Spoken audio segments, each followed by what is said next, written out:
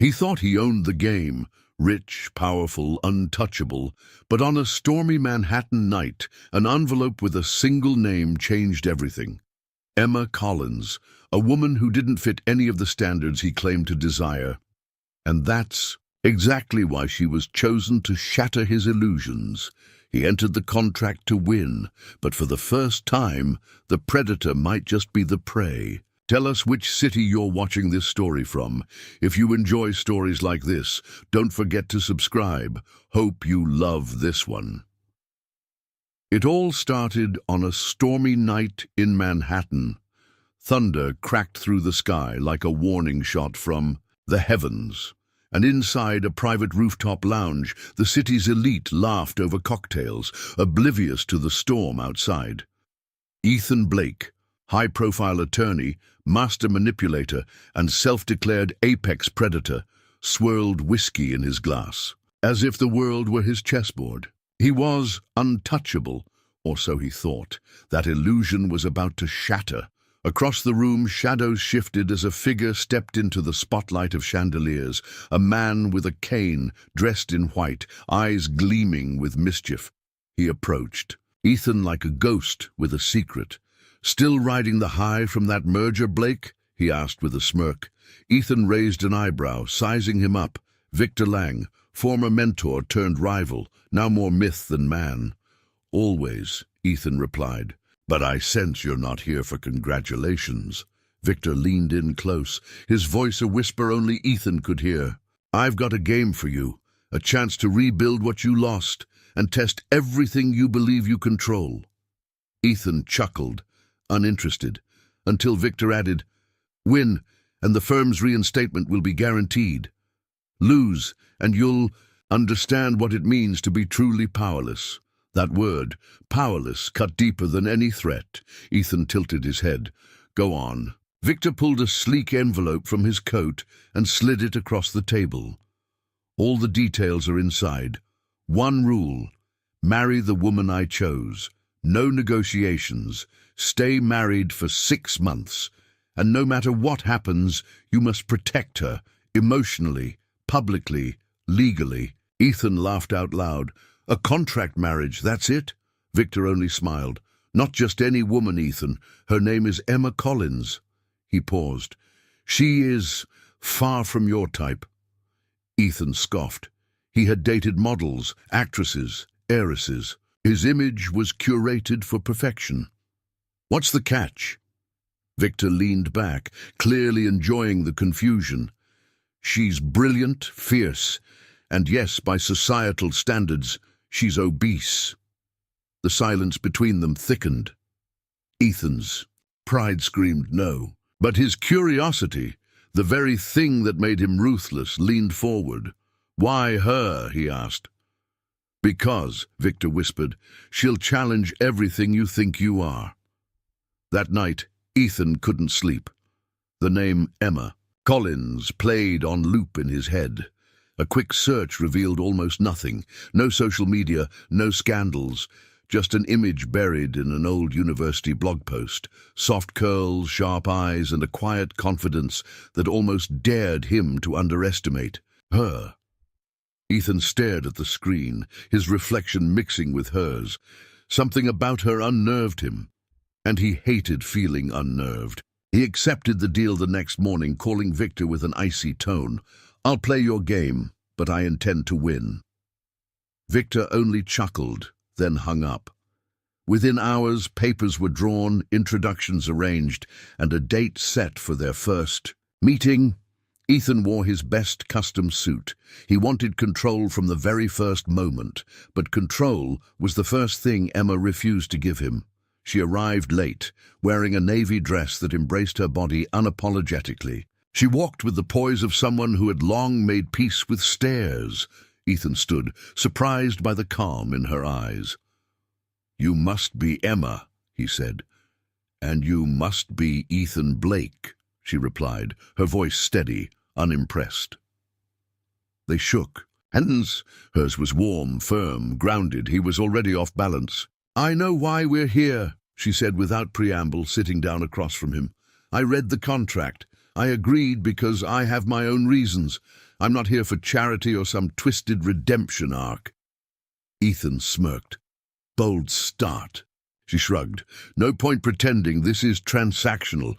But here's what you need to understand, Ethan. I may not fit your world, but I will not be bulldozed by it." There was no nervous laughter, no flirtation, only directness, and for some reason it made Ethan's spine tighten.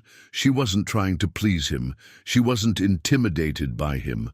Most women performed softness to win his favor. Emma offered resistance. "So why accept?" he asked. She paused, sipping her tea. "Because you owe the world a lesson, and I don't mind being the one to teach it." For the first time in years, Ethan didn't know what to say. The rest of their conversation was a delicate battle of ideologies. He tested her with calculated arrogance. She disarmed him with unfiltered honesty. He spoke of influence and control. She spoke of boundaries and dignity. Every answer she gave was a reminder. She knew exactly what she was walking into, and she wasn't afraid. That night, Ethan watched her leave the restaurant, her silhouette, calm and unwavering, despite the whispers of onlookers. He felt something stir in him, not desire, not yet, but a primal curiosity. She wasn't a conquest, she was a mirror, and what he saw in that mirror scared him. The next day, he signed the final agreement. They would marry in 1 week. Word spread fast in legal and social circles. The tabloids buzzed about Ethan Blake's sudden engagement. Speculation ran wild. Secret baby, money laundering, PR stunt. Ethan ignored it all. The truth was far more complicated and humiliating to admit. He was getting married for a bet, to a woman the world would mock him for choosing. But his pride told him he could handle it. Emma, meanwhile, prepared in silence. Her friends warned her. "He's toxic, dangerous." She only smiled and packed her books, moving into a small, temporary apartment near Ethan's penthouse. She knew what she was doing, and she had her own reasons. As she stared into the mirror, she whispered to herself, "Let him think he's the one in control." The wedding was held in a courthouse, sterile, emotionless, transactional. There were no flowers, no rings exchanged, no vows of love, just signatures, legal affirmations, and 2 people standing side by side for vastly different reasons. Ethan wore a smirk like armor. Emma wore silence like steel. Their first photo together looked less like a celebration and more like a mugshot, from a crime of mutual pride. After the ceremony, Ethan offered his hand, motioning toward the black car waiting outside. Emma hesitated just a second, enough for Ethan to notice, but she stepped in without a word. The ride to his penthouse was quiet. He expected discomfort, even fear. What he got instead was a woman looking out the window, unimpressed by everything she saw, including him. That unnerved him more than any insult. His penthouse was a monument to excess. Marble floors, floor-to-ceiling windows, imported art, and a wine cellar worth more than most people's homes. Ethan walked in with theatrical flair, waiting for her to gasp, to be overwhelmed. Emma stepped in slowly, looked around, then simply said, "You live in a museum." Ethan raised an eyebrow. "Excuse me?" "It's beautiful," she replied, "but cold, like it was built to impress strangers, not shelter a soul." The next morning, Ethan had breakfast catered by a 5-star chef. Emma thanked the staff politely, took a single bite and pushed the plate away. "Too rich," she said, pouring herself black coffee from a machine in the corner. Ethan narrowed his eyes. "You don't like luxury?" She glanced at him.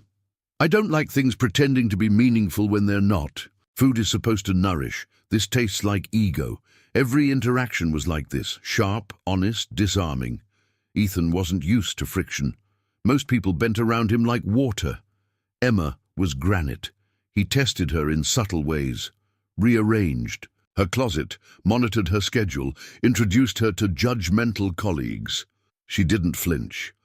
When a socialite at a charity gala whispered, She's brave to wear that.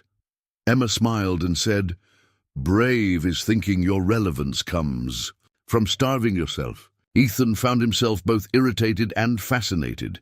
He wanted to provoke her, control her, reduce her to something he could predict. But every time she pushed back, it was with calm precision, like a surgeon removing layers of pretense. She never raised her voice, never stormed out, but her words cut deep because they revealed just how hollow his world truly was. Late one night, Ethan walked into the living room to find Emma reading on the couch. No TV, no music, just her and a thick, annotated novel. "What are you reading?" he asked, genuinely curious. "A book about moral injury," she replied. "How people lose their souls trying to win." Ethan laughed, uneasy. "Sounds like light reading." Emma looked up. "Some of us don't have the luxury of ignorance." The next day, Ethan called Victor. "She's not what I expected." Victor's voice crackled with amusement. "That's the point. She's not meant to fit your world. She's meant to unravel it."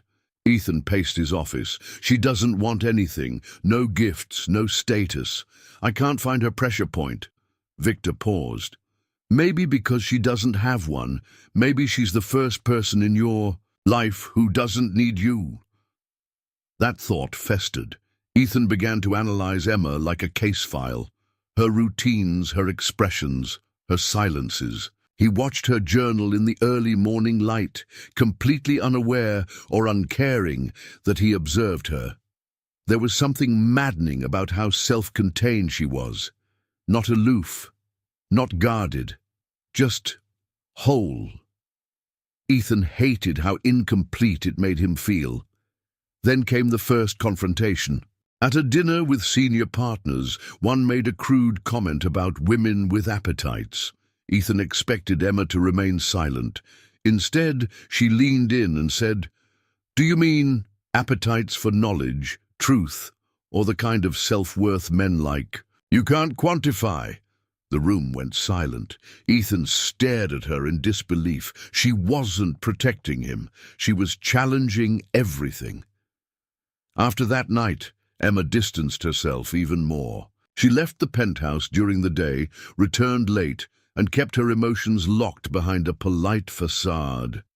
Ethan asked, "Where do you go?" She replied, "To places where your name doesn't echo off the walls." He tried to follow her once, but she vanished into the city like mist. She had allies, places he couldn't see. That terrified him. Ethan's world began to fracture. He received anonymous letters hinting at past cases he'd buried. Old clients began resurfacing. Rumors swirled. He knew Emma wasn't behind all of it. She couldn't be. But he also knew she wasn't stopping it. One night, she returned, home soaked from rain, looked him dead in the eyes and said, "You should sleep with one eye open, Ethan. The past doesn't forget." He wanted to confront her, to demand answers, but something inside him hesitated. He was the one supposed to be in power. But Emma was changing the rules, turning the board upside down, and smiling while doing it. And worse, he was starting to care. He hated her calm. He needed to shake her, make her feel something, but every time he tried, he felt smaller. In private moments, Ethan began to question his own motives. What was the real reason he agreed to this? Was it pride, revenge, or some dark curiosity to see if someone could actually break through his layers? Emma was showing him pieces of himself he never wanted to see. And the worst part, a tiny part of him didn't want her to stop. Emma, meanwhile, wrote in her journal, "He still thinks this is about control.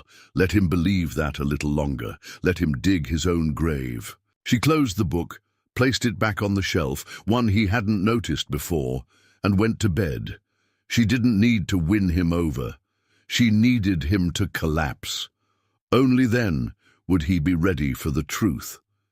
Ethan began waking up in cold sweats. Nightmares haunted him, scenes from courtrooms warped into mazes, voices of old clients echoing with blame.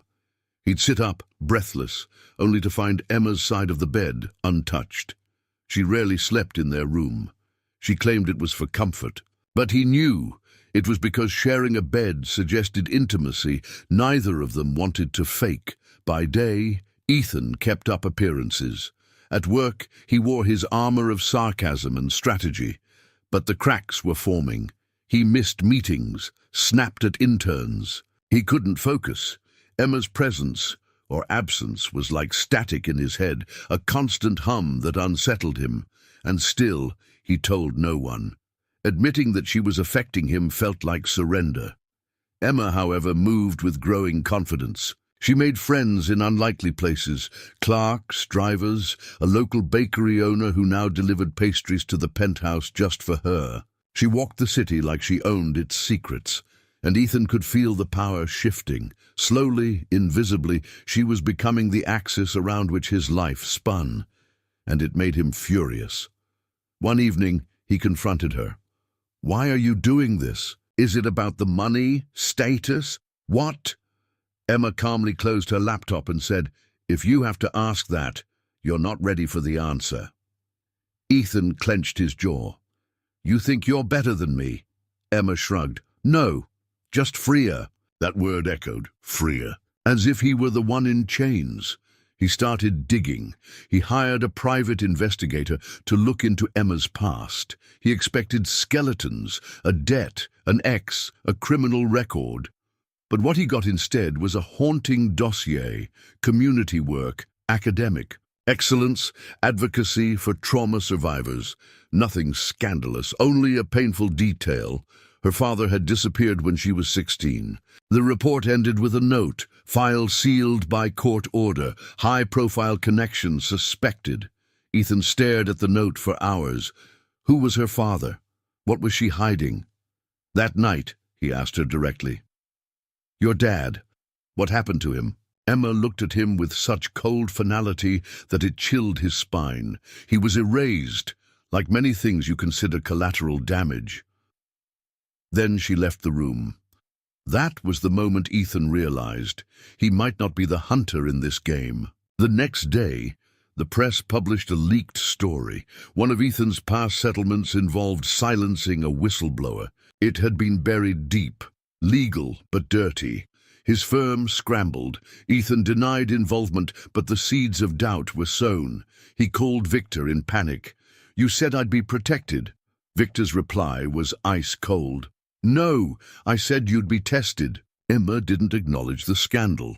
She went about her days as if nothing had happened.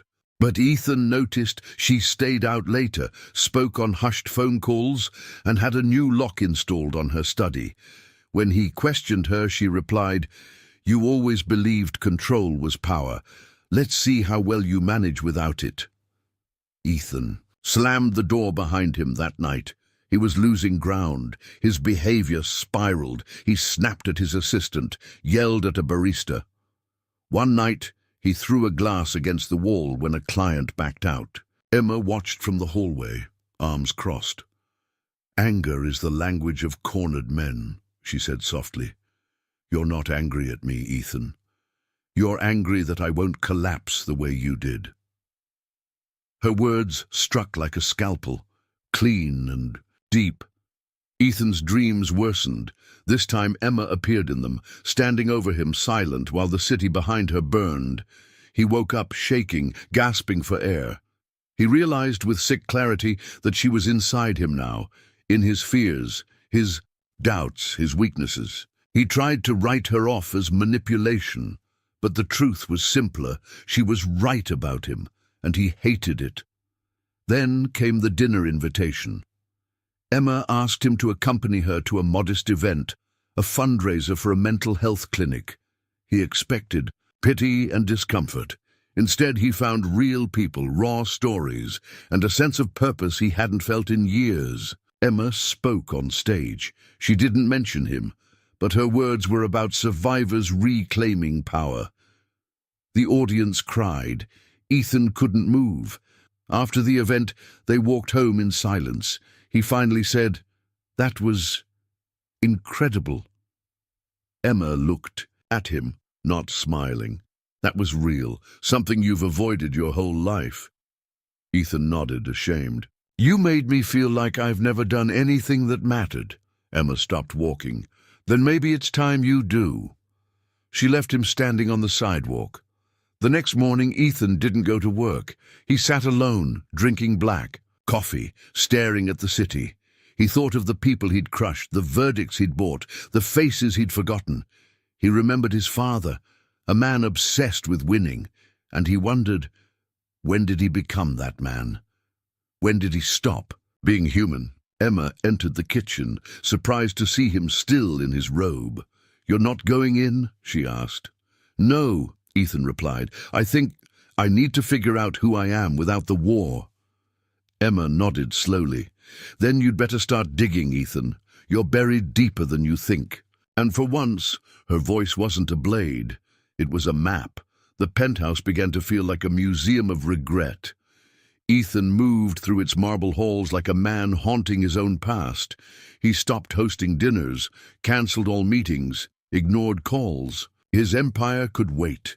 He needed to understand Emma, not just to win, but to survive. Something about her presence was unraveling him from the inside, and he couldn't look away. Emma noticed the shift. She no longer found him pacing with arrogance or tossing sarcastic jabs. Instead, she found him reading, cooking clumsily, even meditating, poorly. At first, she believed it was strategy, but then she found the journal. Ethan had started writing, not legal notes, personal ones, thoughts, fears, memories of things he'd buried so deep they surprised even him. He didn't know she had seen it, and she never told him. But that journal changed everything. For the first time, she saw him not as a weapon, but as a wound. Still, she kept her distance. She wasn't ready to feel, not yet. Her mission wasn't complete, and she couldn't afford to be swayed by glimpses of vulnerability, not when the truth still lingered unspoken. One night, Ethan approached her on the balcony. I want to know what happened to your father, he said softly. Emma's posture stiffened. No, you don't. Yes, I do, he insisted. Not because I want to use it, because I think it's the key to everything. Emma turned slowly. You destroyed him, she whispered, and you don't even remember. Ethan blinked. What? Emma's voice sharpened. My father ran a non-profit, small, underfunded, but honest. You represented a developer who wanted the land. There was a loophole in zoning law. You exploited it. His center was demolished. No compensation, no appeal. My father spiraled into depression. 6 months later, he overdosed. Ethan's throat dried. Emma, I had no idea. Of course you didn't, she said, eyes blazing, because you didn't look. You never looked. People like you don't see the wreckage. Just the prize at the end. Ethan felt the weight of her words like bricks on his chest. I want to make it right, he said. Emma laughed bitterly. You think this is about money, apologies? Nothing can bring him back. Nothing can undo what your ambition cost. The next day, Ethan visited the site. It was now a luxury tower, bearing his firm's logo. The concierge didn't recognize him. The air smelled like fresh concrete and betrayal. He stood outside, staring up at the building he'd helped create on top of another man's ruin. That night, he couldn't sleep. The guilt was no longer theoretical. It was branded into the skyline. Emma found him on the floor of his office, surrounded by documents and photos. I've been reading through every case I touched in the last 10 years, he murmured.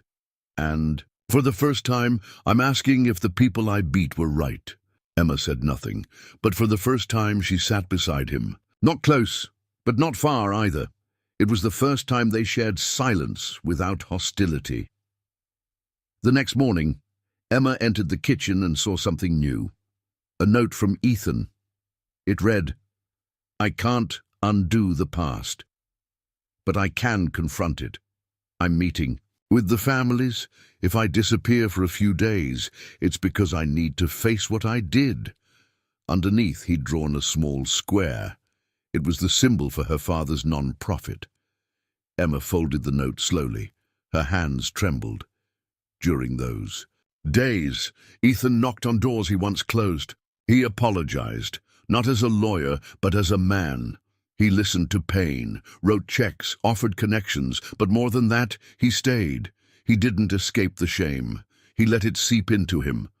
He called Emma once, but didn't speak, just breathed. She listened, said nothing, and hung up, but she didn't block him.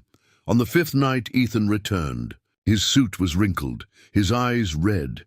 He looked like someone who had fought a war and lost. Emma was sitting on the couch, her journal in hand. He sat across from her.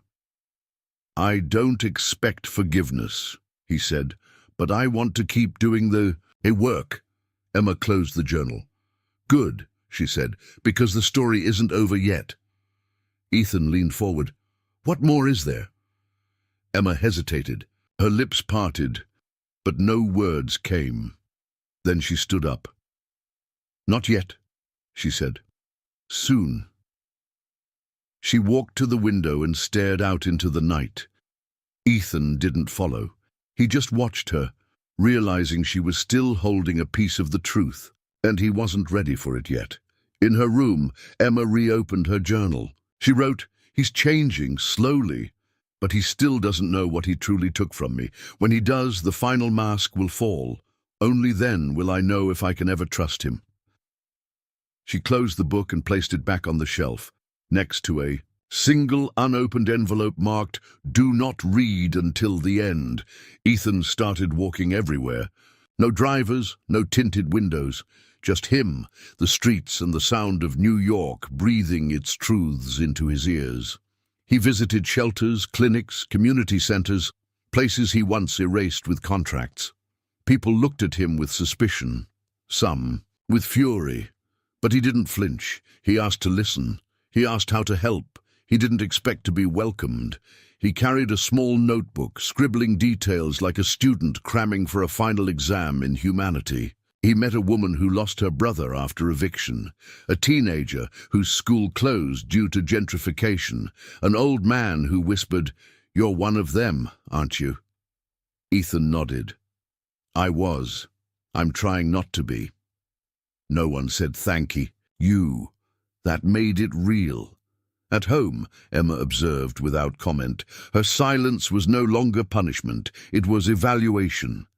Every night, Ethan placed his notes on the table. Sometimes she'd read them, other times she'd walk past, but each page added weight to the invisible scale between them.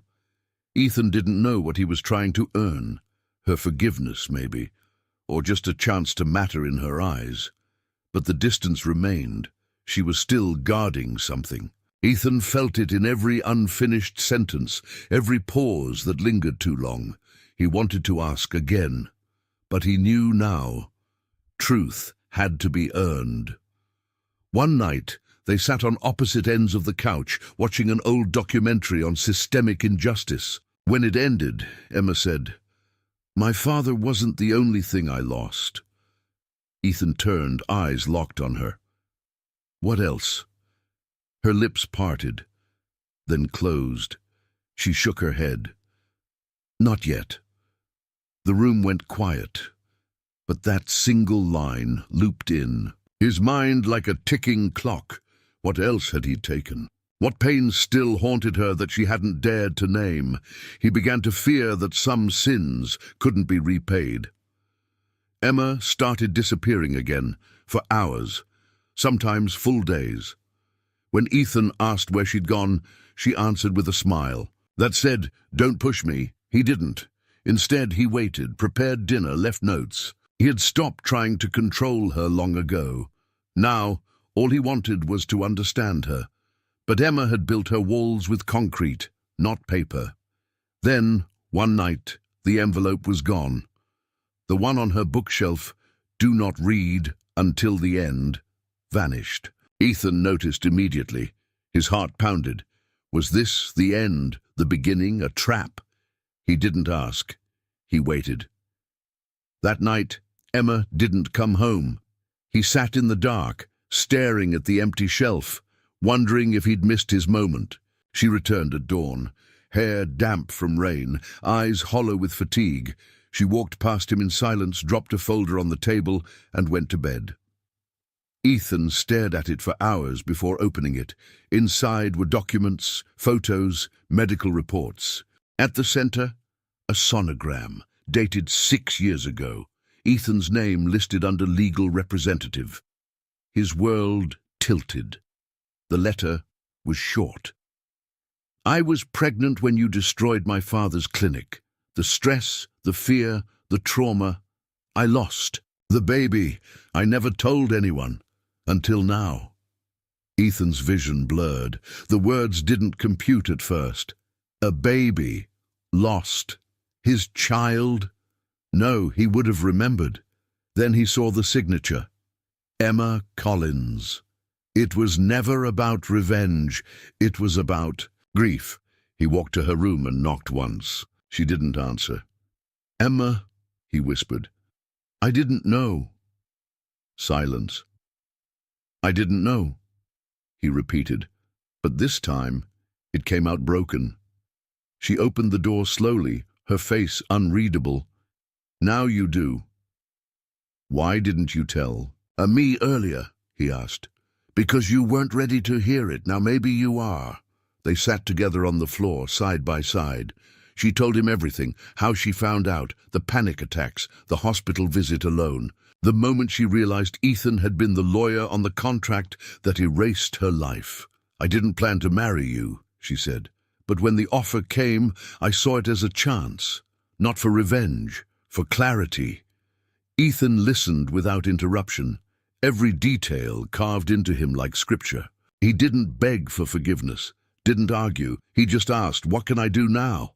Emma looked at him. Feel it, carry it, and make sure no one else ever has to. For the first time, they weren't enemies. They were two people sitting in the ruins of a shared loss. The next weeks changed them, not romantically, not yet, but spiritually. Ethan stopped chasing redemption like a race. He let the guilt breathe inside him. Emma no longer watched him with suspicion. She began to share again, books, music, even laughter. The wound between them didn't close, but it stopped bleeding. One morning, Ethan found Emma asleep on the couch, sunlight in her hair, her breath steady. He covered her with a blanket and sat nearby, watching her as if afraid she might disappear. She stirred, eyes fluttering open. "Why are you staring at me?" she murmured. "Because I don't want to forget what real looks like," he whispered. She smiled, just barely. The morning after the revelation felt different. The silence in the penthouse no longer echoed like judgment. It breathed gently, like a pause in a long and exhausting war. Emma made coffee. Ethan didn't try to speak. Instead, he set the table. 2 mugs, toast and jam she liked. They sat across from each other, sipping in synchrony. For the first time, the air between them wasn't heavy. It was honest. Emma glanced at him. "You haven't asked if it was yours." Ethan shook his head. "It doesn't matter. I lost something. You lost more." She studied him.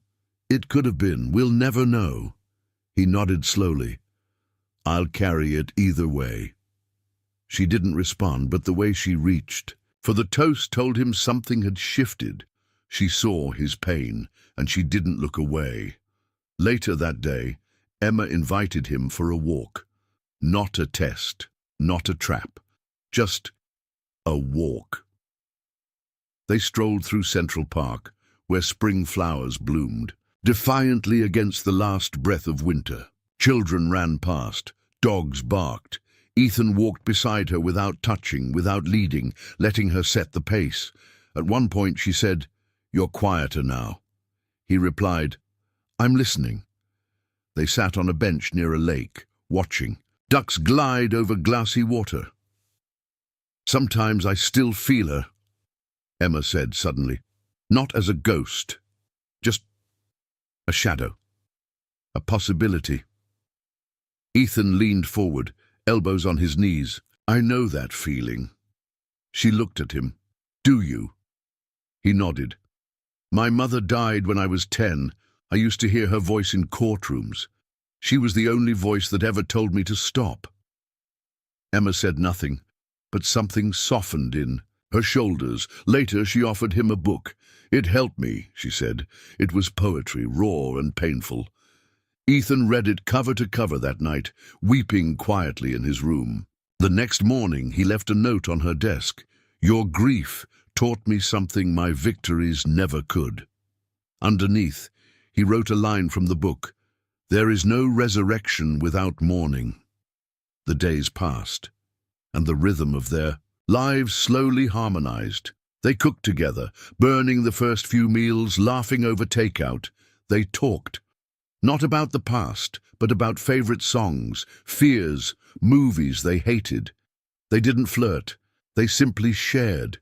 Intimacy came not from touch, but from trust, from the quiet knowledge that they were no longer alone in their pain. One rainy afternoon, Emma found Ethan in the kitchen, dancing clumsily to jazz while making soup. She paused in the doorway, watching. He noticed her and froze. "Don't stop," she said, smiling slightly. "It suits you." He blushed, returning to his awkward two-step. "Never thought I'd say this," he murmured, "but I think I'm happy, in a weird, sad way." Emma chuckled. "That's usually the real kind." That night they watched an old film, not touching, not speaking much, but at the end, as the credits rolled, Emma reached for his hand. She didn't hold it, just rested hers beside his. It was enough. Ethan turned to her, his eyes searching. She met his gaze and said, "Don't ruin this by asking what it means." He smiled. "I won't, I'll just feel it." The next morning she cooked breakfast. When Ethan asked what inspired her, she replied, "I just felt like giving back." He didn't question it. He simply ate. They began taking walks more often, laughing more easily. Ethan stopped checking his phone every 5 minutes. He stopped fearing silence. He even started writing again. Not case notes, but memories, thoughts, letters he never sent. Then came the invitation. Emma had a speaking event, a panel on resilience. She asked Ethan to attend. Not as a trophy, not as penance, just as company. He sat in the front row, watching her speak with grace and fire. She spoke of loss, power, and rebuilding. She never mentioned him, but every word felt like a message, aimed straight at his chest. He left the event transformed. Later that night, he waited on the balcony, holding a glass of wine. She joined him, silent. He turned to her and said, "I don't deserve you." She replied, "It's not about deserving, it's about choosing. And I haven't chosen anything yet." He nodded. "I know, but if you ever do, I'll be ready." For the first time, she didn't walk away. She stayed. The warmth between them didn't erase the past. It simply made space for a future. Ethan still had work to do. He still woke from dreams drenched in guilt. Emma still had days where silence gripped her, but they faced those moments together now. Not with declarations, not with promises, just presence. And presence was enough. One morning, Emma left a book on his pillow.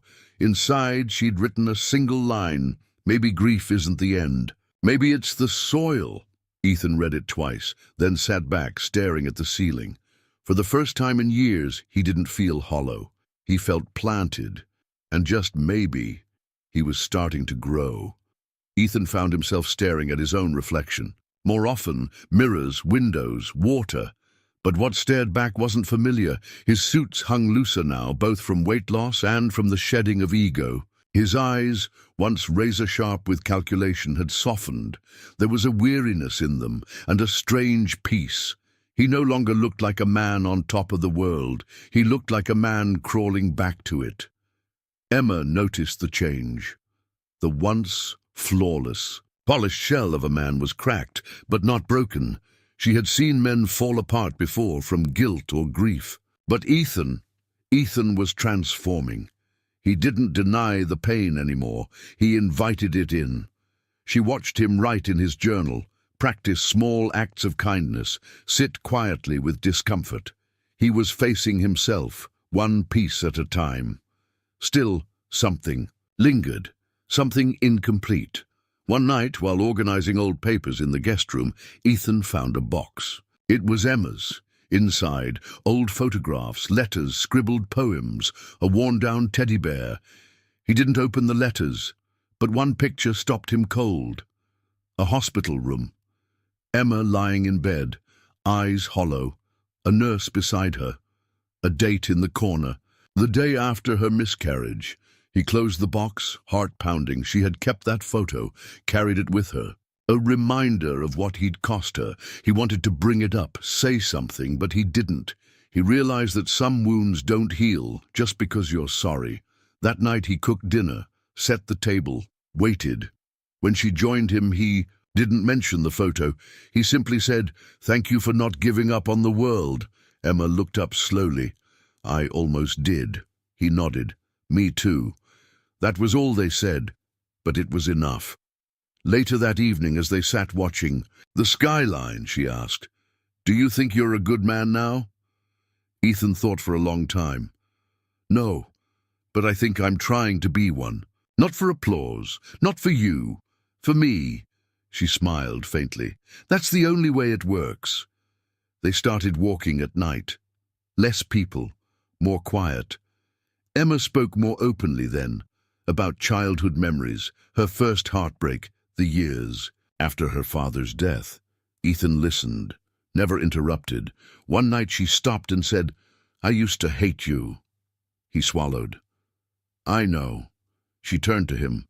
"Now I hate who you used to be, but I'm not sure who you are now. That scares me." He replied, "It scares me too." They stood in the streetlight, both of them exposed in a way deeper than skin. Emma reached up, brushing something from his jacket, dust or nothing at all. The gesture was simple but intimate. Then she turned and kept walking. Ethan followed, heart heavier than ever, but for the first time, it wasn't the weight of guilt. It was the weight of hope. Back home, Emma took out a canvas. She hadn't painted in years. Ethan watched as she mixed colors, her hands steady, movements graceful. "What are you painting?" he asked. She didn't answer at first. Then she said, "A mirror, but cracked." Ethan tilted his head. "Does it still reflect?" She nodded. "Yes, but differently. Sometimes that's better." That night, they talked until morning. Not about pain, about life, travel dreams, books to read, people they'd once admired. Emma asked, "If you could start over, what would you do differently?" Ethan didn't hesitate. "I'd look at people, I'd look and actually see them." She looked at him then, as if trying to decide if that was true. Maybe it was. The next few days were quiet, not distant, just still, as if they were both waiting for the next wave. Ethan resumed his outreach, visiting clients, attending hearings for causes he once dismissed. Emma joined him once, sitting silently at the back of a courtroom. When the hearing ended, she whispered, "You didn't even flinch when they called you a monster." Ethan nodded. "I believed them." That night, Emma placed the photo Ethan had found earlier on his desk. No words, just the image, a gift or a challenge. He stared at it for hours. Then he wrote her a letter. 4 pages, apologizing. Not for the past, but for who he'd been. He didn't sign it, just left it on her pillow. In the morning it was gone. The days became gentler, the storms inside them quieter. Emma began to laugh more. Ethan began to sleep again. They started cooking new recipes, dancing again, awkward but joyful. They lived as two people still carrying sorrow, but no longer defined by it. Healing didn't come in grand gestures. It came in eggs shared at breakfast, in quiet walks, in not needing to be perfect. One afternoon, Emma finished the painting. She placed it near the window. Ethan stared at it, cracks running through the canvas, but light pouring through the breaks. It wasn't sad. It was beautiful. "Is that us?" he asked. She smiled, softly. "It's everyone." Then before walking away she added, "But yes, especially us." The rain came suddenly, like it always did in Manhattan. Unexpected, relentless, symbolic. Ethan watched it slide down the penthouse windows like tears from a city that knew too many stories. Emma stood behind him, arms crossed, her breath steady. "You feel it too?" she asked, "like something's about to shift?" Ethan nodded, not taking his eyes off the storm. "Yeah, something's coming." It arrived in an envelope, delivered by hand. No sender, no return address. Inside, a single sheet of paper. "You think you're forgiven. You're not. You think the past is behind you. It isn't." No signature, just one name printed at the bottom, L. Monroe. Ethan felt the blood drain from his face. That name was a ghost, one he had buried deeply, too deeply. Emma saw the change in him instantly. "What is it?" He hesitated. "A past case, one I thought was over." She held out her hand. "Let me see it." He handed it over. Her eyes scanned the words. She looked up, eyes sharp. "Who is L. Monroe?" Ethan turned away. "A mistake I tried to forget." "You don't get to forget anymore, Ethan," she said. "Not if we're doing this for real." That night, Ethan told her everything. About a man named Leonard Monroe, a whistleblower who tried to expose one of Ethan's most high-profile clients. Ethan had discredited him in court, destroyed his reputation, pushed him into exile. "He lost everything," Ethan whispered, "and I got a promotion." Emma sat in silence, then asked, "Did you know he was right?" Ethan nodded. "Worse. I proved he wasn't, when I knew he was." The storm outside mirrored the one. Within, Emma stood. "So what now?" "He's back." Ethan shook his head. "Or someone's working for him, watching me." Emma didn't panic. She paced, thought, measured the situation. "You need to face him, or this will never end." Ethan wanted to run, but he nodded. "You're right. No more hiding." And for the first time, he didn't feel alone in facing it. They found Monroe in Brooklyn, living under another name, a recluse, ethically crushed. When Ethan knocked, the man didn't open the door, but he spoke through it. "I knew it would be you, sooner or later." Ethan said nothing, just stood in the rain. "I'm not here to apologize," he finally said. "I'm here to acknowledge what I did and what I cost you." The door opened. Leonard Monroe looked like time itself, weathered, bitter, untrusting. But he let Ethan in. Emma followed. They sat in silence. Then Ethan said it. "You were right about everything, and I destroyed your life for a paycheck." Monroe stared. "And now you want what? Forgiveness?" Ethan shook his head. "No, I want to help you rebuild, if you'll let me." They talked for hours. About betrayal, about truth, about the price of silence. Emma listened, absorbing every detail. When they left, Monroe said only one thing to Ethan. "You're not the man I remember." That's not a compliment, but maybe it's a start. Back, in the car, Emma looked at him. That took courage. Ethan replied, "It took you." But the storm wasn't over. The next morning, Ethan's face was on the news. An anonymous tip linked him to years of unethical litigation, emails, documents, testimonies, everything he feared, everything Monroe could have leaked, but didn't. Someone else was pulling the strings now, and this time the target wasn't just his career, it was his soul. He expected Emma to leave. Instead, she brought coffee, sat with him, said, "This is the final test. You either crumble or you rise." He looked at her, broken. "And if I fall?" She smiled faintly. "Then fall forward. Fall into something better." It wasn't romantic. It wasn't poetic. It was real, and real was the only thing that mattered now. They went into damage control, together. Ethan called every journalist, every legal contact. He refused to lie, refused to fight dirty. Instead, he released a statement admitting his past, accepting consequences, and pledging to support legal reform. Some called it a publicity stunt. Others called it suicide. Emma called it truth. "It's what my father never got," she said. "Accountability." The public divided. Ethan's firm distanced themselves. Investors pulled out. His net worth dropped overnight. But something strange happened. People, real people, started reaching out. Survivors, former clients, strangers. Letters poured in. Some angry, some thankful, all raw. Ethan read every single one and replied to them all. With humility, with honesty, with everything he never had before. Emma watched it all, and something inside her shifted again.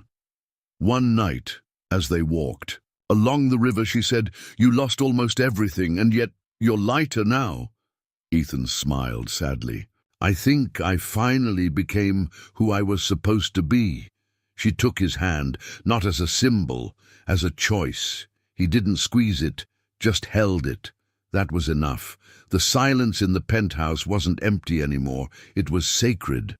A quiet temple, built with tears, truth, and the slow forgiveness of time. Ethan walked slower now, not out of fear, but presence. Every word he spoke was measured, not with calculation, but with care. The man who once lived for dominance now lived for meaning, and Emma saw it, not in what he said, but in what he no longer needed to. The media storm raged on. Ethan's public statement had gone viral, splitting opinions. His confession was dissected by talking heads, mocked by cynics, hailed by some as unprecedented. He refused to defend himself. "Let them talk," he told Emma. "The only people I owe anything to are the ones I hurt." She nodded. "Then talk to them directly. No PR, just you." He organized a town hall in a community center he once tried to demolish. The room was packed with victims of gentrification, legal manipulation, and corporate betrayal. Ethan stood alone on the stage. No suit, no podium. Just a man with a mic and an ocean of angry eyes. "I'm not here to ask for grace," he began. "I'm here to earn the right to be better." For 2 hours he was interrogated, challenged, cursed at. One woman shouted, "You ruined my father's business and now you think this speech fixes it?" Ethan replied, "No, nothing fixes it. But I'm here, and I'll come back. I'll support your rebuild. I'll make sure the next Ethan never does to someone what I did to you." His voice didn't shake. His eyes didn't avoid. Emma sat at the back, watching him be stripped of everything except his humanity. And for the first time, she allowed herself to believe something fragile and terrifying. Maybe she could love him, not for who he was, but for who he'd fought to become. Later that night, she found him sitting alone on the center floor. "You stayed," he said softly. She replied, "You earned it." But fate wasn't done testing him. Days later, Emma received an offer, a book deal, her story, her loss, her recovery, her marriage. A publisher wanted it all, and Ethan's name was the hook. "I didn't submit anything," she told him. "They approached me." Ethan nodded. "You should do it." She searched his face. "Even if it reopens everything?" He took her hands. "Truth doesn't destroy. Hiding does." She started, writing, at first alone, then sometimes with Ethan, who offered pieces of his journal. "Use what you need," he said. "If it helps someone else, I don't care how I look." Emma titled the book, Collateral, a love letter to what was. "Lost." Ethan said nothing when he saw the title. He simply placed a red string between its pages as a bookmark and as a promise. Weeks passed. They built routines again, but different ones. They didn't tiptoe around pain anymore. They used it, transformed it. They argued less, not because they avoided conflict, but because they listened better. Ethan started teaching law to underserved youth. Emma began mentoring survivors.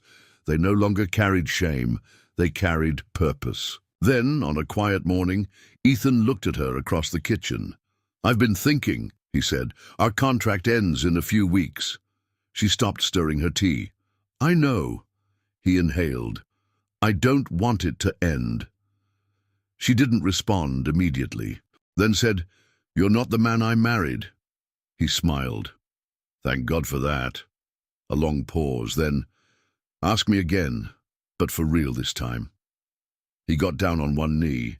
No theatrics, no ring, just him, bare and trembling. "Emma Collins, will you stay? Not because of a contract, but because what we've become is worth continuing." She looked at him for a long time, then slowly nodded. "Yes, but not as your redemption, as your partner." He stood, embraced her and whispered, "Always as my equal." The book launched to national attention. Some praised it, others dissected every page. But Emma and Ethan didn't care. They had nothing to prove anymore. Their lives were no longer performance. They were truth, imperfect, earned and lived. At a reading event, a girl approached Emma with tears. "Thank you," she said. "I didn't think healing like that was possible." Emma hugged her. "It's not easy, but it's real." Ethan watched from a distance, eyes glassy. Later, he told Emma, "You've become someone I aspire to." She replied, "You became someone I can trust." And in that fragile, hard-won trust, a new foundation was laid. Not for a perfect life, but for a meaningful one. One where cracks let light in, one where pain had a purpose, one where two broken people stood tall, not in spite of their scars, but because of them. Spring arrived like a quiet redemption. The cherry blossoms bloomed along the streets Emma once walked alone, back when her grief was the only thing that kept her company. Now she walked those same streets with Ethan, not holding hands, not always smiling, but present, grounded.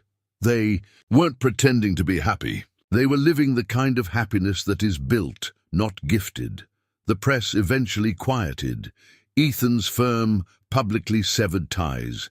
He accepted it without resistance. "That version of me died," he told Emma. "Let him go." He started a small legal clinic, pro bono, community-driven, advocacy first. At first, people didn't trust him, but he kept showing up, kept working, not for recognition, but because he couldn't bear to be useless anymore. Emma's book became a bestseller, not because of scandal, but because it told the truth without vengeance. People found themselves in her words: grief, anger, hope, strength. Her face appeared on talk shows, articles, interviews. But when asked about Ethan, she always said, "He's not my ending, he's part of my beginning." And that was enough. One day, they visited the place where her father's clinic once stood. It had been turned into a tech hub. She stared at the building for a long time. "I used to think I'd burn it down," she said. "Now I just want to outlive its shadow." Ethan stood beside her, silent. He knew he couldn't fix this. He didn't try to. He simply placed his hand on her shoulder. That night, Emma painted again. A skyline cracked by lightning, but still, standing. She titled it Aftershock. Ethan watched her sign her name in the corner, and for the first time felt no fear in watching someone surpass him. She wasn't just healing, she was becoming, and he was honored just to witness it. Later that week, Emma surprised Ethan with a trip. No phones, no news, just nature. They stayed in a quiet cabin near a lake.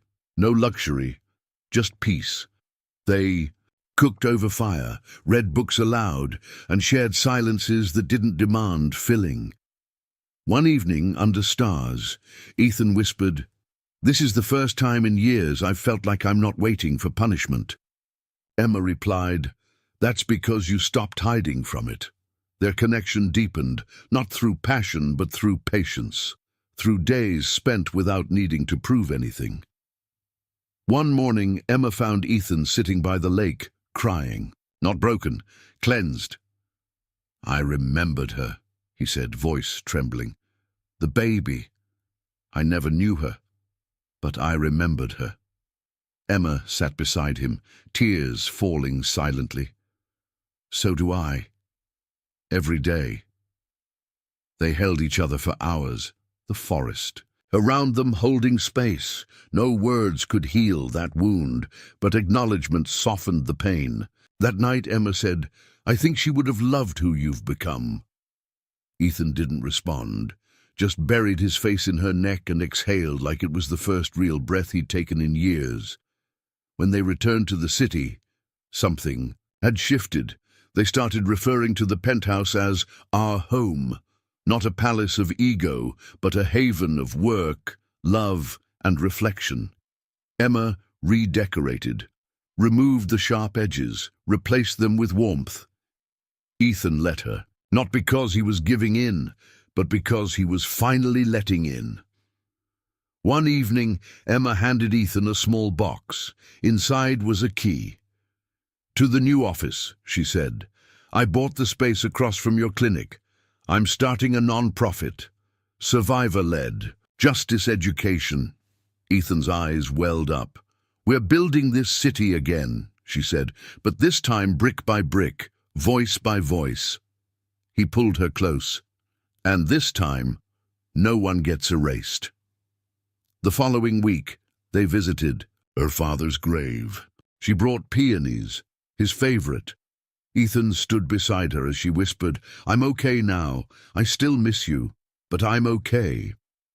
He placed a folded letter on the stone, words he'd written 100 times, but never said aloud. "I'm sorry. I see you now, and I promise I'll never forget again." As they walked away, Emma took his hand. "You know what I realized," she said. "Forgiveness isn't about erasing pain. It's about choosing to stop bleeding." Ethan nodded. "And maybe start planting something in its place," she smiled. "Exactly. And just like that, the past stopped being a prison. It became part of the story. Life had taken on a rhythm, not perfect, but intentional. Ethan worked mornings at the clinic, taught law classes in the afternoons, and cooked dinner most nights. Emma split her time between writing, mentoring, and building the foundation for her non-profit. Their evenings were sacred: books, jazz, walks in the park. Nothing grand, just presence. And in that simplicity, they discovered something deeper than peace. They found stillness, but stillness can stir reflection. One rainy afternoon, Emma opened a box of old journals, pages written in the years between her father's death and her meeting with Ethan. They were dark, angry, wild. Pain spilled from every line. She considered burning them. Instead, she read, cover to cover, then placed them in Ethan's hands. "If you want to know everything," she said, "start here." He read through the night. Each page was a storm, rage, despair, thoughts of disappearing, vengeance, fantasies, then slowly resilience, clarity, resolve. He cried more than once, not because she had suffered, but because he had never seen the full shape of her survival. In the morning he handed the box back and whispered, "You were already whole before me. I was just lucky to meet you after." That same week, a letter arrived for Emma, handwritten, no return address. Inside was a birth certificate. A name she didn't recognize was listed under Mother. Her eyes widened. Ethan watched her freeze. "What is it?" he asked. "My adoption," she murmured. "I thought it was closed. I never looked." Ethan leaned forward. "Do you want to know?" She nodded slowly. "I think I have to." They began searching together.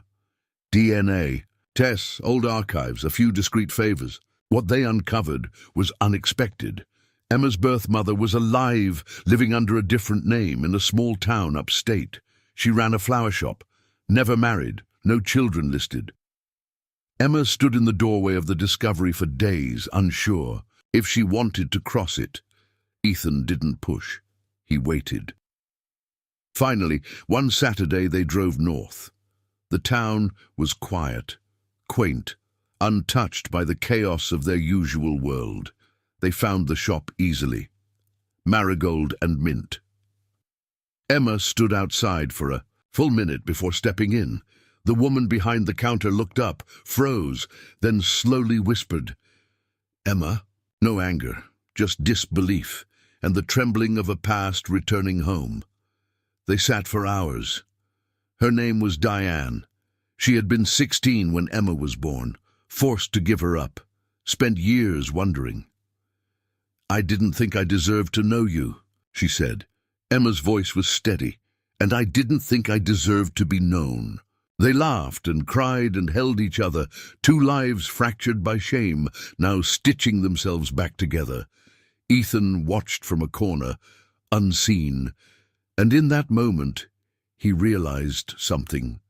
Redemption isn't just about justice, it's about connection, about restoring what shame tried to steal. When they left, Diane hugged him and said, "Thank you for not standing in her way."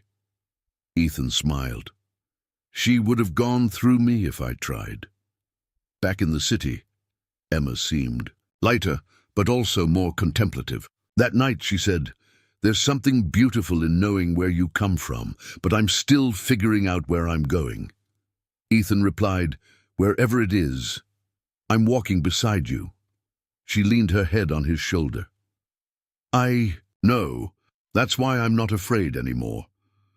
As weeks passed, Emma and Diane exchanged letters, calls, small visits.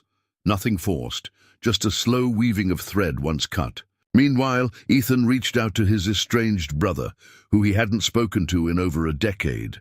The call was awkward, clumsy, but it opened a door. "Funny," Ethan told Emma later. "Once you start repairing one thing, you start seeing what else is broken." One afternoon, while organizing boxes, Emma stumbled upon the red string Ethan had once left inside her book. She held it up. "You still believe in this?" she asked. Ethan took it, tied one end to his wrist, then gently tied the other to hers. "We're not bound by fate. We're bound by choice, every single day." She kissed his forehead. "Then let's keep choosing." They weren't healed, but they were healing. Every scar was a thread, every apology a knot, and every moment of honesty a stitch.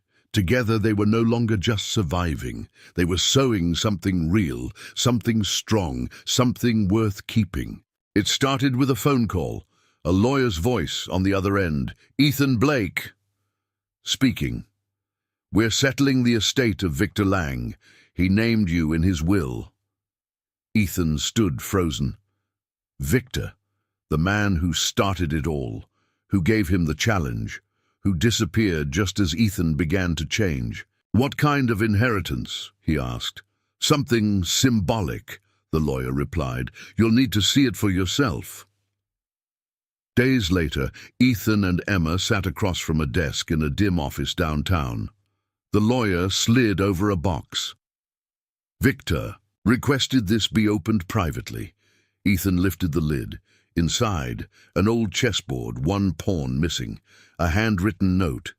"You thought you were the king, but you were the piece being moved. Now you choose your next move. Don't waste it." Emma exhaled sharply.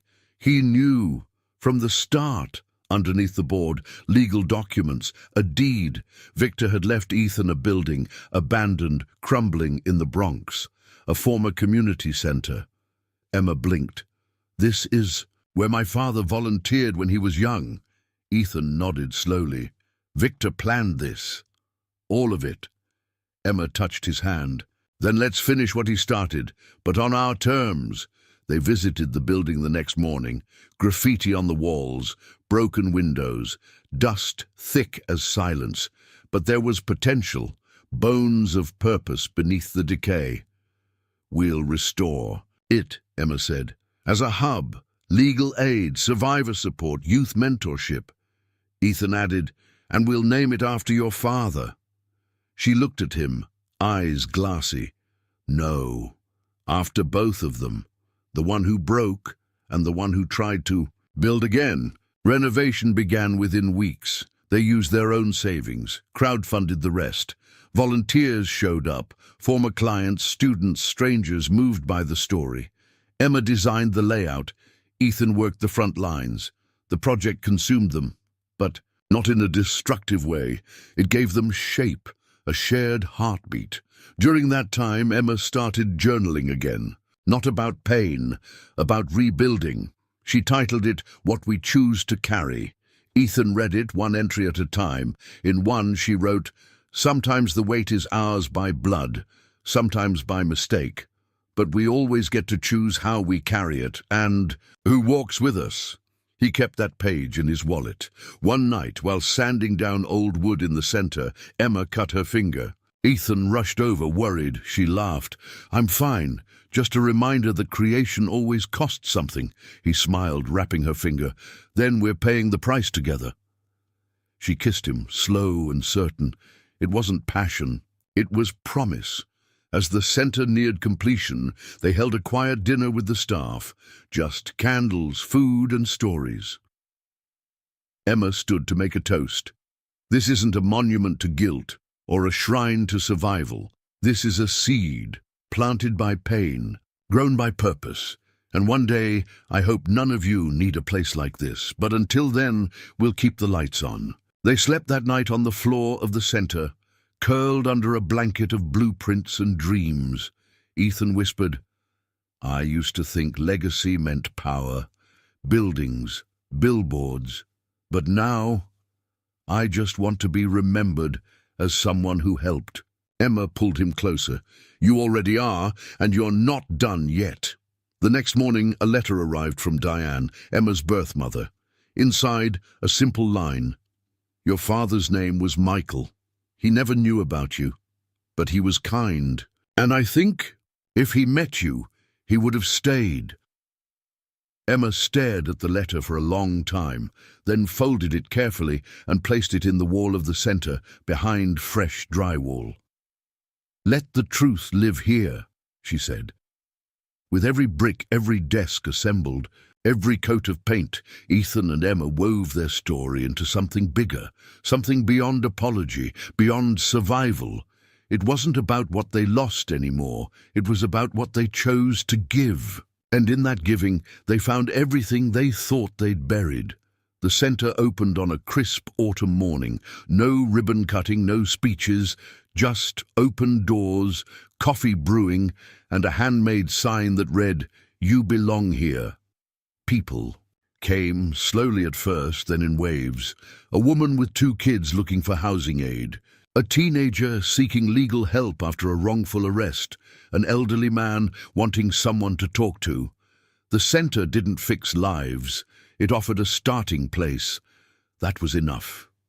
Ethan and Emma took turns at the front desk.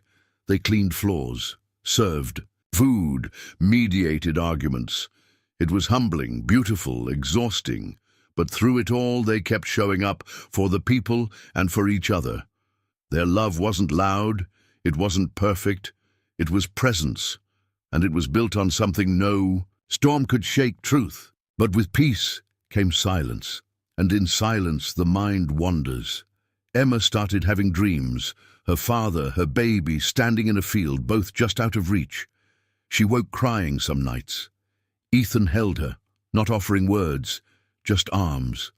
"One night," she whispered, "will the grief ever stop aching?" He kissed her temple. "I hope not.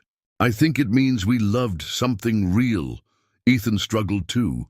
He'd built something meaningful, but sometimes still felt haunted by the version of himself he used to be. A cruel comment in a hallway, an old lawsuit mentioned on a podcast. He would freeze, doubt, wonder if all his good now could ever undo the harm. Emma told him, redemption isn't clean. It's not about erasing, it's about outliving the old story. They found rituals, writing notes to each other and hiding them around the center, weekly dinners with their students, Friday nights, where they watched the city lights in silence. One evening, Ethan handed Emma a note that said, Even if you had never forgiven me, I would have still changed. That's what love taught me. She kept it in her wallet. Then came news, a grant offer, enough to expand the center to 3 more locations. But it required Emma to relocate, temporarily, to oversee setup in another city. 6 months. She sat across from Ethan at the kitchen table. I don't want to leave you. He smiled. You're not leaving, you're building, and I'll be here, holding what we started. They kissed that night, like it was their first, and maybe their last. When the day came, Ethan took her to the train. No grand goodbye, just a whispered, come back whole. She nodded. Only if you promise to keep growing. He replied, every day, because of you. And then she was gone. The next weeks were quiet. Ethan threw himself into the center, mentored students, wrote again. Not legal briefs, letters, stories, reflections, some about Emma, some about the people they served. One night he spoke at a local event. I used to destroy lives for power. Now I try to rebuild them for peace. I don't know if I'll ever be forgiven, but I know I can still be useful. And that's everything. Emma called every night. Sometimes they talked for hours.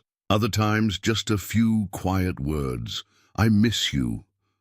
I miss you more. Ethan sent her a photo of the cracked mirror painting she left behind. Still the best thing in this place. She replied, that mirror is us, still cracked, still standing. When she returned months later, Ethan was waiting at the station. No flowers, no suit, just him, and in his hands, her journal. I read the last page, he said. And? She asked.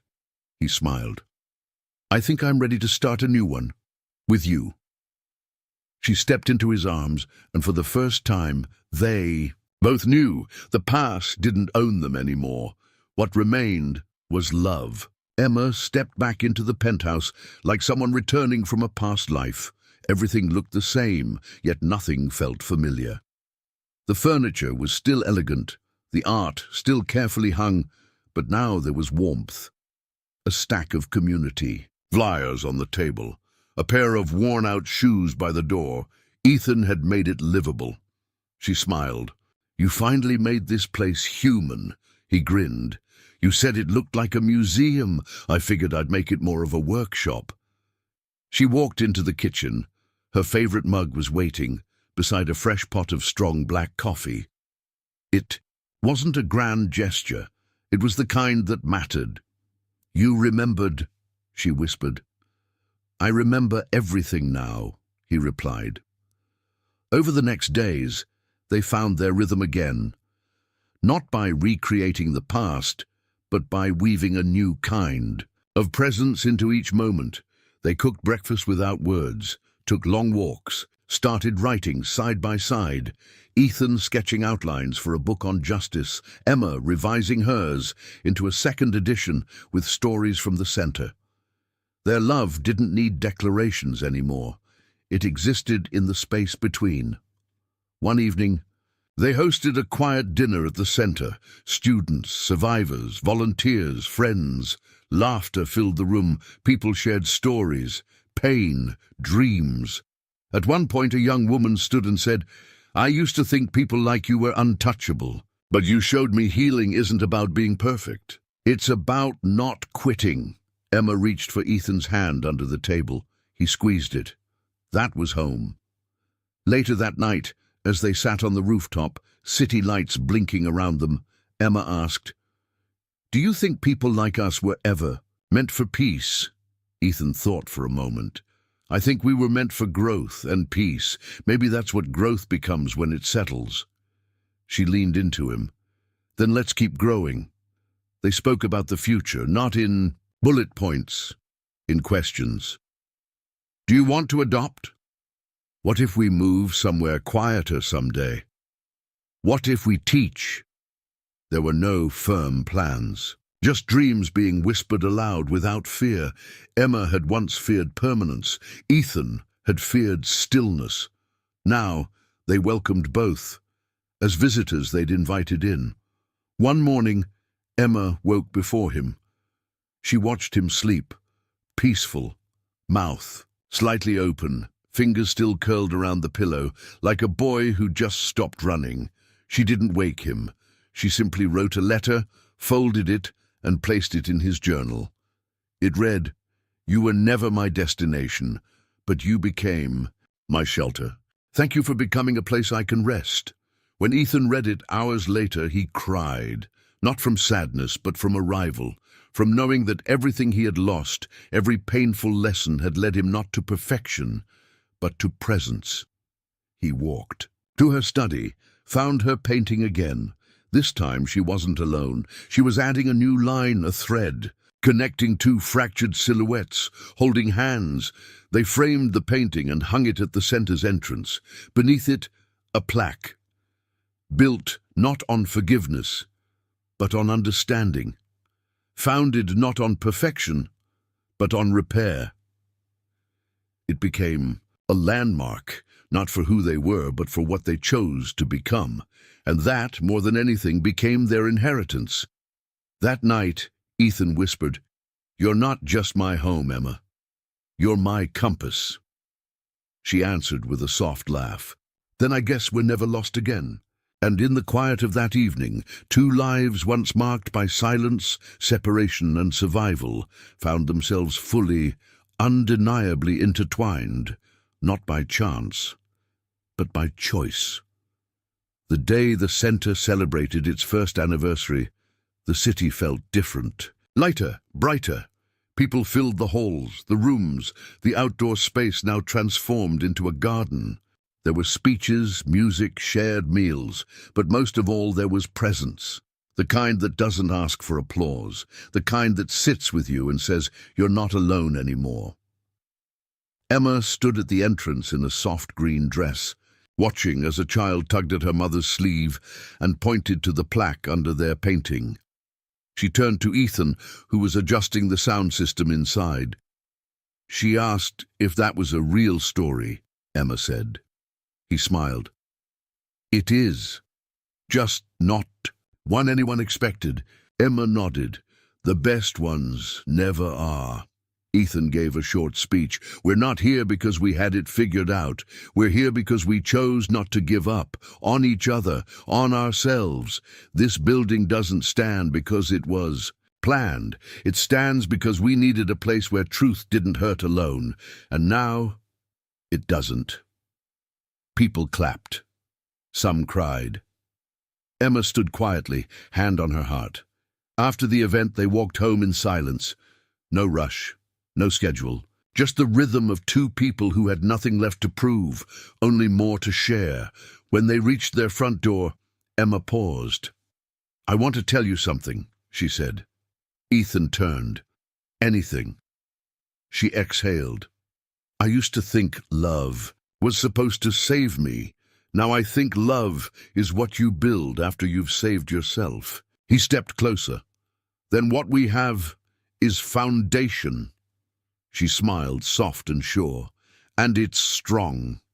That night, they sat on the floor with old journals, letters and sketches. They laid them out like pieces of an old puzzle, each page proof of the storm they'd weathered. Then Emma said, "Let's write a book, together, our story as it was, and as it became." And they did. Not for fame, not for redemption, but for the ones still lost in the silence, unsure if survival is enough. Their book was titled The Beginning, because that's what their story was, not an ending, but the threshold of something truer than hope, rebirth. Years later, people would visit the center and ask about the painting in the lobby. Guides would say, "It was painted by the woman who founded this place. She built it with a man who once tried to tear everything down. Together they created something that outlived shame, that made peace louder than pain." And somewhere Emma and Ethan, perhaps older, perhaps somewhere quieter, would be sitting side by side, reading new letters from strangers whose lives were changed, because two broken people refused to stay broken, because they chose every day to keep building, and that always and forever was just the beginning. So tell me, Would you take a deal like that? A forced alliance with someone who could become your greatest challenge or your ultimate redemption? Drop your thoughts in the comments. What would you do? And if this story pulled you in, don't forget to subscribe. The game is just getting started, and you won't want to miss the next move.